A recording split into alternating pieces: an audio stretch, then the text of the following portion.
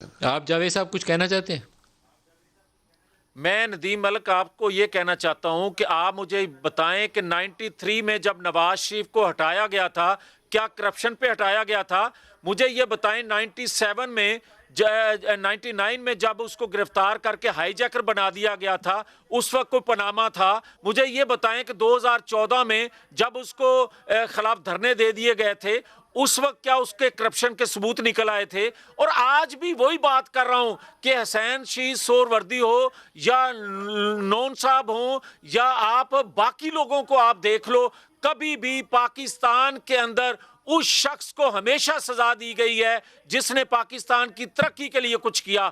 ذوالفقار علی بھٹو نے لوگوں کو قوم کی ایک ترقی، ذہنی ترقی، ایک شعور دیا، اس کو پھانسی پہ چڑھا دیا۔ اور نواز شریف نے آپ کو مادی ترقی دی، آپ کی شاہراہیں بنائی، پل بنائے، انفراسٹرکچر پاکستان کا ٹھیک کیا، بجلی کے کارخانے لگائے، مگر اس کو ہائی جیکر بنا کر پاکستان سے ملک بدر کر دیا گیا۔ اور آج جو اس کو سزا دی جا رہی ہے، مجھے بتائے ندیم ملک کہ کیا ہم غلط کہہ رہے ہیں؟ ہم یہ آپ کو کہہ رہے ہیں کہ پاکستان میں اگر آئین قانون کی بالادستی ہوگی تو خواجہ آصف کو پھانسی دے دو اگر اس کے خلاف کوئی ثبوت ملتے ہیں، مجھے آپ جیل دے دو۔